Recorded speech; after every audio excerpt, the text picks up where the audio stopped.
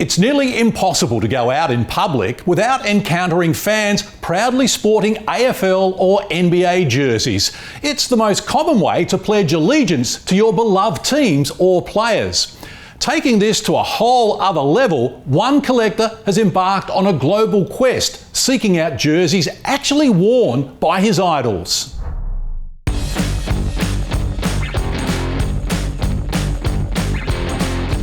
I think the best part of owning stuff about footy jumpers is I can go to a game and watch these boys run around in these things and then buy them at the end of the season. I can remember being in grade 4 at school. We used to draw the jerseys, used to cut them out, so I had all my little Jordan and Olajuwon shirts. I did the same for footy. I used to have a ladder that I kept on the wall and just blue tack the jumpers onto that every year. And that was my introduction into my love for the sporting memorabilia. And then in terms of the actual game worn aspects, when I sort of realised some of these things were actually available, I set out the task of trying to see if I could get all my favourite players. Dustin Martin, Gary Ablett Sr, Tony Modra, Chris Judd, Connor Rozee, Robert Harvey, Gary Ablett Jr, Benny Cousins, Matthew Pavlich, Shane Crawford, Wayne Carey, Adam Cooney, Warren Tredrea, Michael Voss, Nick Dacos, David Neitz and Chris Judd. So I've got around 350 items at the minute. That's split between football and basketball. I would say my favourites in the collection change on a weekly basis.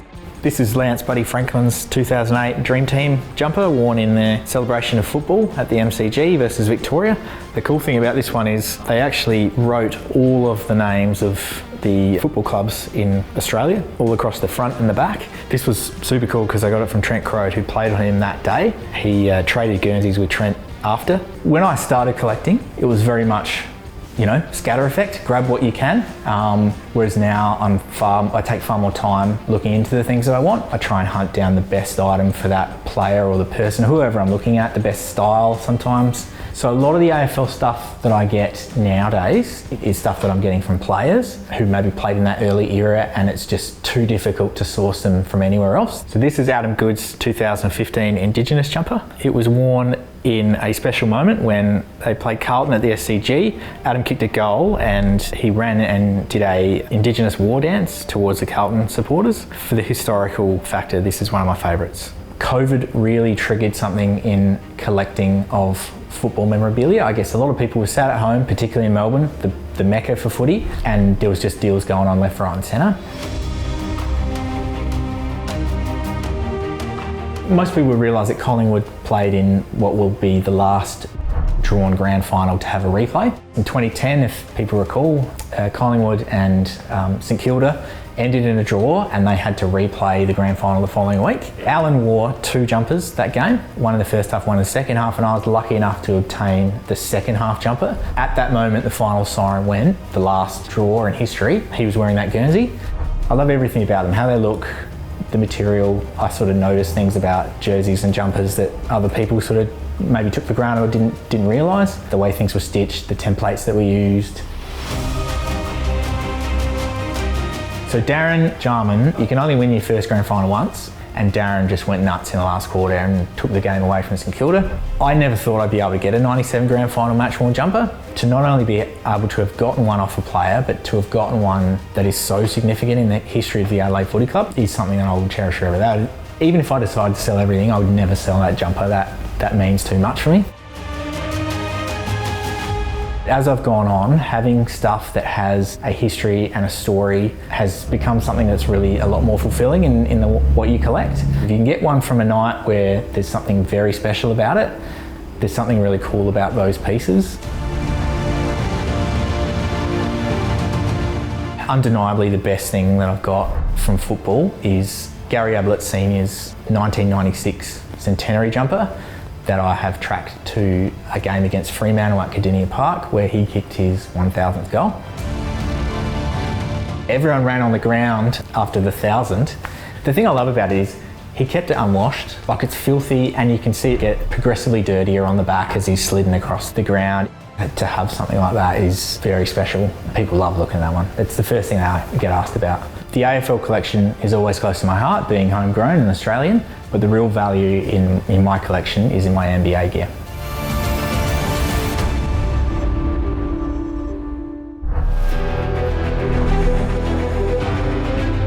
superstar players now, you're probably looking in the 7,500 to 10,000 starting point, and the collection would be in the 2.5 to 3 million price range.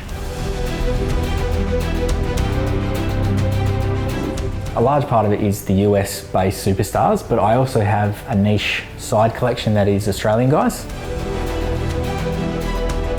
I also have this very cool pair of Luke Longley's playoff shoes from the 1997 season, and Luke has signed them beautifully. These are the same model Jordans that Mike wore in the flu game. As I've gone on, having stuff that has a history and a story has become something that's really a lot more fulfilling in what you collect.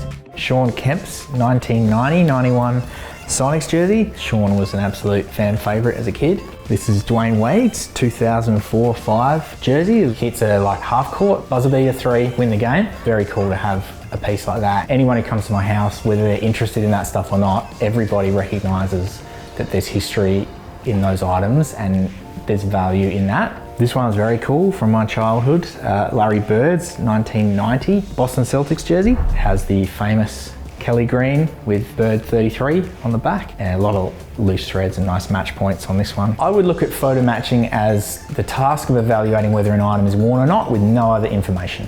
The basic premise of it is you find photo or video footage of something on that item that is unique. The best example of that is mesh on a basketball jersey is a unique fingerprint. The way that the mesh interacts with the logos, the numbers, the names on the back. This is Akeem Olajuwon's 89-90 Houston Rockets jersey. This one, I believe, this was worn in his quad double game, which is something only 4 players in the history of the NBA have done. Olajuwon on the back, the O is sort of dipped down under that line of where the arch should be, and the N should actually be the other way around. That's all visible in footage of that game. I would never say one area of a shirt counts as a photo match. You want to match, a bit of the number, a bit of the letters, if you have 3 or 4 match points like that, there's no way that anyone could have reasonably copied that exactly to that extent. If you can track down something sort of pre-2000s, the value on that, if you photo match Magic, Larry, up right through to Jordan, you're looking at hundreds of thousands of dollars into the millions sometimes. My LeBron jersey is a 2012-2013 Miami Heat home jersey. It was worn in 7 games at the start of that season, and they were all wins. Given that this is a Miami shirt and he's not going to wear any more of those, I would estimate this around the $100,000 mark. For those who have followed Kobe's career, you may remember in 2012, Dwyane Wade broke his nose in the All-Star game. So he had them develop a carbon fibre black mask. He only wore it once, the league banned it. The jersey that I have is from the game that he wore that. Another game within that road stand was played in Minnesota, and he scored his 29,000th career point. Those 2 things make that a very cool item. Going back to the black mask, he auctioned that after when he told he couldn't use it, and that went for $70,000. I would say it's got to be $250 plus, just because of those storylines. Kobe Bryant MVP shirt, that went for like $4.5 million at Sotheby's. Easily the best thing I own, and my favourite thing, is my Michael Jordan 1989-90 season red Chicago Bulls jersey. When I set out to try and find an MJ, A, I didn't think I'd ever do it, but B, the grail for me was sand net red 80s. I just love how they were constructed, the shape of them, how they were made. Modern shirts don't have a patch on old shirts. They're just not constructed the same. They're mass produced now. These things were beautiful. And to top that off, he wore it a hell of a lot. And in one of the games, he had a 52-point game against Orlando in December 20, 1989. The beauty of MJ stuff is the age of it. He played in an era where they didn't wear 1,000 shirts a year. They're very rare beasts. I would say, based on recent pricing, things that have gone at Sotheby's, it's got to be 7 figures at least. It's got to be $1 million plus. That is the coolest thing I have and will ever own. It's worth more than my house, so what can you really say?